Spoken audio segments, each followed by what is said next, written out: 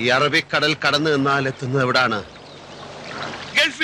ഗൾഫിലല്ലേ? അതെ, Gulf. Gulf.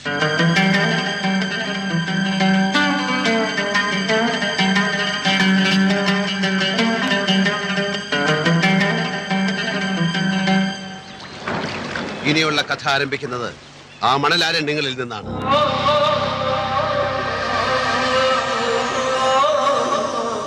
അത് പക്ഷേ ഇതുവരെ എഴുതിയ കള്ളക്കഥയല്ല, യഥാർത്ഥ കഥ, എന്റെ ജീവിതം.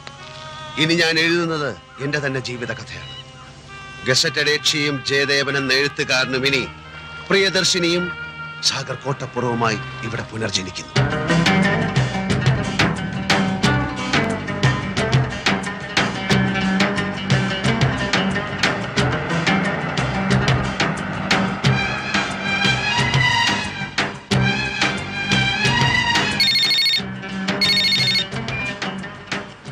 Hello, Vidyasagar here. പത്മിനി ചേച്ചി നല്ല ആളാ. ഇന്നലെ തന്നെ വിളിക്കാന്ന് പറഞ്ഞിട്ട് അതുപോലെ കാര്യങ്ങൾ അവിടം വരെയായി. ഞാനും മോനേട്ടനും കൂടി പോയി കണ്ടു. നല്ല ഒതുക്കവും വിനയവും, വെളുത്ത് മെലിഞ്ഞ് നല്ല ഭംഗിയുള്ള ചിരിയും. ഒറ്റ നോട്ടത്തിൽ തന്നെ എനിക്ക് മോനേട്ടനും കുട്ടിയെ നന്നായി ബോധിച്ചു. മോഹനേട്ടന്റെ കാര്യം വിടൂ. പത്മിനി ചേച്ചിക്ക് ഇഷ്ടപ്പെട്ടല്ലോ, അത് മതി. എന്റെ കാഴ്ചപ്പാടും സൗന്ദര്യ സങ്കല്പവും ഒക്കെ എന്നേക്കാൾ അറിയാവുന്നത് ചേച്ചിക്കല്ലേ. എന്നാലും നിനക്കും കൂടി ഇഷ്ടപ്പെടണമല്ലോ. പറ്റുമെങ്കിൽ ഒരു 3-4 ദിവസത്തേക്ക് വന്നിട്ട് പോയിക്കൂടെ നിനക്ക്? ഇപ്പൊ വന്നാ കല്യാണത്തിന് വരാൻ അറബാബ് ലീവ് തരില്ല. അപ്പൊ പിന്നെ ഒരു താലി പാഴ്സൽ അയച്ച് തരേണ്ടി വരും ഞാൻ. ഒക്കെ ചേച്ചിയും മോഹനേട്ടനും കൂടെ അങ്ങോട്ട് തീരുമാനിച്ചാ മതി. ഏതായാലും കുട്ടിയുടെ ഫോട്ടോ ഞാൻ കൊടുത്തയച്ചിട്ടുണ്ട്. എപ്പോ കൊടുത്തയച്ചു? ആരുടെ കൊടുത്തയച്ചു? എന്ന് കൊടുത്തയച്ചു? കിടന്ന് ചാടാതെ.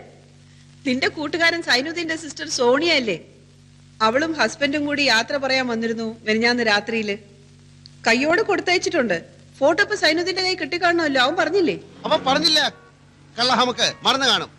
ഞാൻ പിന്നെ വിളിക്കാം. ഇവിടെ പെട്ടെന്ന് കുറച്ച് ഭയങ്കര തിരക്കിലായിപ്പോയി.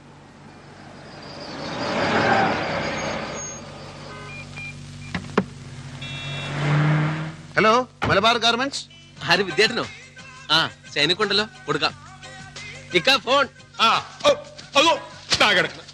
മര്യാദക്ക് അടുക്കി വെക്കാൻ പറഞ്ഞ കേൾക്കൂല. ഫോൺ എന്ത് ഫോണ്? നീ ഇതൊന്ന് ശരിക്കും അടുക്കി വെക്ക ആദ്യം. ഏതാ ഫോൺ? വിദ്യാർത്ഥന. എന്താണ് മോനെ കുട്ട, സുഖം തന്നെയോ? അടിച്ച് നിന്റെ കണ്ണിയാൻ പൊട്ടിക്കും. എടാ, ഞാൻ കെട്ടാൻ പോകുന്ന പെണ്ണിന്റെ ഫോട്ടോ നിന്റെ കൈ കിട്ടിയിട്ട് നീ എന്താ എനിക്ക് തരാത്തത് വേറൊന്നും കൊണ്ടല്ല മോനെ. ഓളെ ഫോട്ടോ കണ്ടിട്ട് എനിക്ക് കൊതി തീരുന്നില്ല.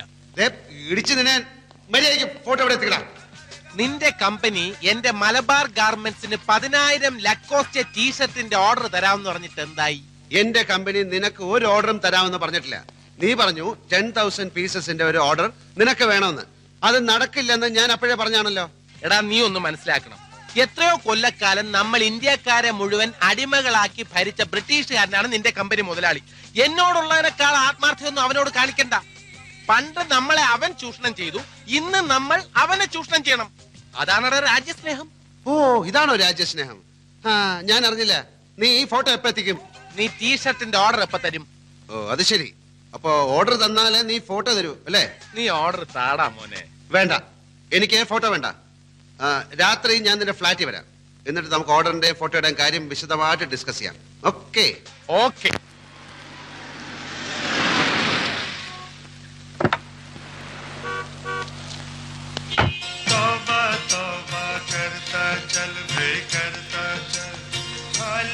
എന്റെ അല്ലോ, രാത്രി ഫ്ലാറ്റിൽ വരാമെന്ന് ഞാൻ പറഞ്ഞില്ലായിരുന്നെങ്കിലേ നിന്നെ ഇപ്പൊ ഇങ്ങനെ കൈയോടെ പിടികൂടാൻ സാധിക്കില്ലായിരുന്നു. ടീഷർട്ടിന്റെ ഓർഡർ തന്നാലേ നീ ഫോട്ടോ തരൂ അല്ലേ? ഓർഡർ തന്നാലേ ഫോട്ടോ തരൂന്ന് ഞാൻ പറഞ്ഞിട്ടില്ല. ഓർഡർ തന്നൂടേന്ന് അപേക്ഷിച്ചു, അത്രേ ഉള്ളൂ. അല്ല, ഭാവി ഭാര്യയുടെ ഫോട്ടോ കാണാനുള്ള എന്റെ അഭിനിവേശത്തെ നീ ബ്ലാക്ക്മെയിൽ ചെയ്യാൻ ശ്രമിച്ചു. എടുക്കടാ ഫോട്ടോ. അല്ലെങ്കിൽ നിന്റെ പെണ്ണിന്റെ ഫോട്ടോ എനിക്കെന്തിനാ?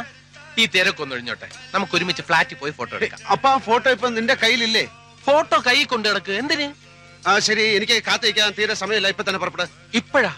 നിന്നോട് പറയാനാ പറഞ്ഞ.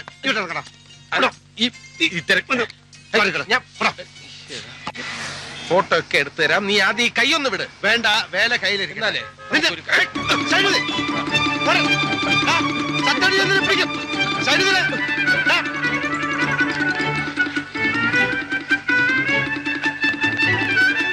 സൈനുദിനെ അവിടെ നിൽക്കാൻ. അങ്ങനെ നിക്കണില്ല മോനെ.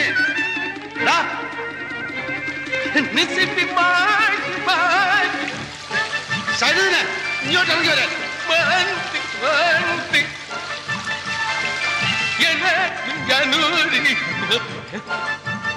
സൈനുദിനെ ഇവിടെ വരാൻ.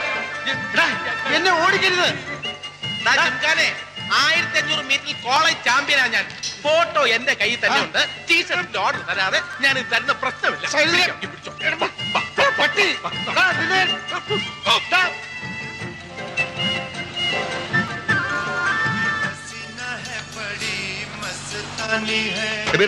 സൈനുദിന് ഇങ്ങോട്ട് വന്നാ?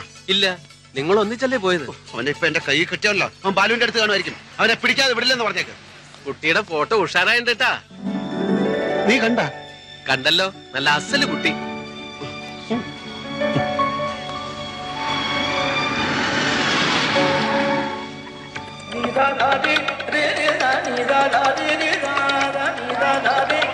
ബാലു, ബാലു. സൈനുദിന് ഇങ്ങോട്ട് വന്നോ? കടയിലില്ലേ? ഇല്ല. എങ്കിൽ ചിലപ്പോ ജെയിംസിന്റെ അടുത്താണ്. ശരി. ആ സഹർ, കുട്ടിയുടെ ഫോട്ടോ ഉണ്ടോട്ടോ, കലക്കിയിട്ടുണ്ട്.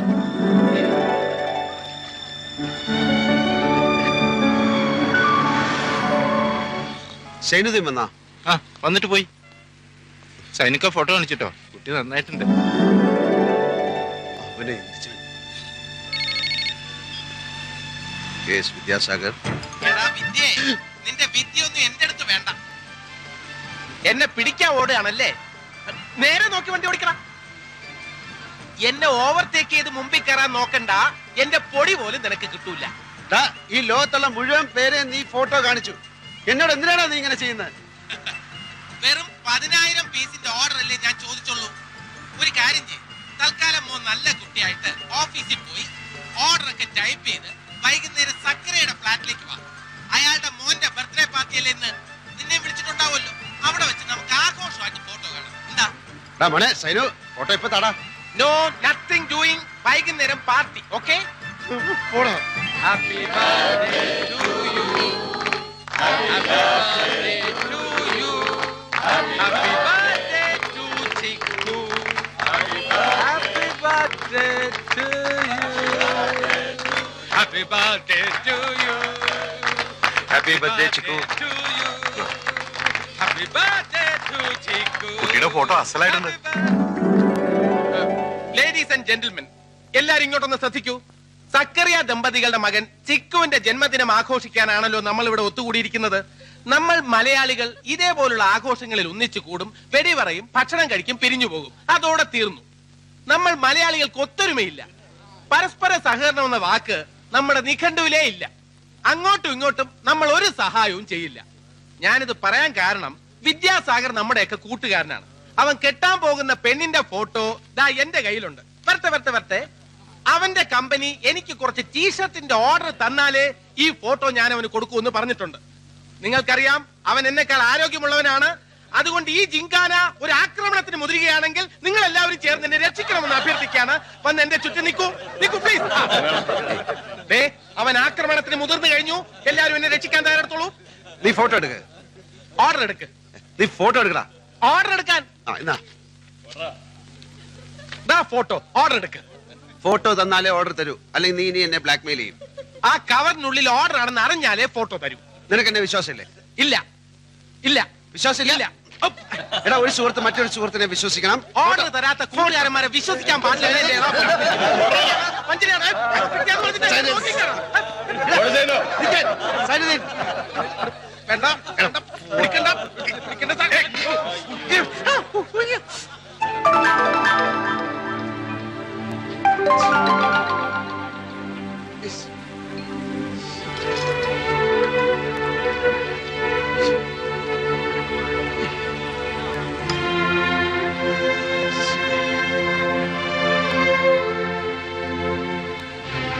അല്ലോ, നല്ല കുട്ടിയായിരുന്നു.